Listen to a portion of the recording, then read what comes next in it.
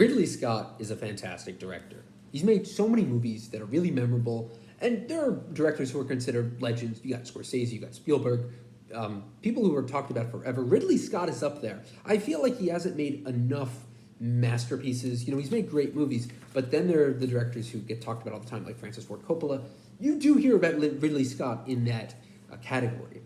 But he has made some average films. He's made interesting choices over the years.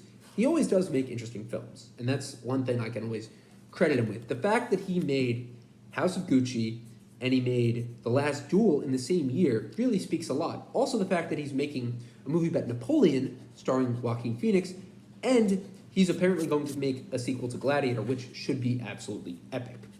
I say that because Gladiator was a huge movie when it came out, and the fact that he is getting a star-studded cast from actors like Pedro Pascal to Joseph Quinn from Stranger Things to Paul Mescal, new rising star, to Denzel Washington, to even that weak kid from the first season of The White Lotus as the villain.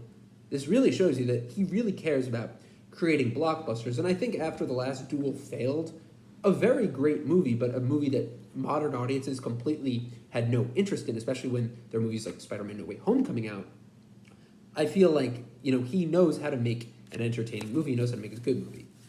It is absolutely embarrassing, though, to see House of Gucci. It's one of these movies that is Oscar bait. It's a movie that my friend gave a perfect review of it when he said, I went to sit, and for 2.5 hours, I was bored out of my mind in the leather chair, just waiting for it to be over. Because House of Gucci is this film that presents itself as something that, is exciting, it's glamorous. Everything is very stylish. You have Al Pacino, you have Lady Gaga, Adam Driver, Jared Leto in this ridiculous makeup where he's fat and speaks with an Italian accent that's extremely distracting. And on top of that, it just isn't a movie that is really interesting. The whole plot is supposed to be about the murder plot of Patrizia, the Lady Gaga's character, trying to murder her husband, Maurizio. It's cheesy. It's a soapy, stupid movie. And I think that's the problem with this movie. This movie is, at its core, a broken movie. The problem here is there's nothing really inherently interesting about it. They spend the entire runtime just showing you flashy pieces of sets, flashy costumes. Music plays while Al Pacino's like, oh, my dear, let me show you your new office. And that's the movie. Throughout, they're building up stakes. They're building up, Salma Hayek has a small role where she's trying to help her assassinate her husband. But all these little conflicts are so small. And they punctuate the film. They barely matter. We focus on Lady Gaga fighting with her husband at a ski resort. And then, the next conflict is Jared Leto is all of a sudden going to be arrested for taxes. But does that even matter? He's not even the main character. And also his character of Paulo is absolutely ridiculous. He's just there going Mamma Mia!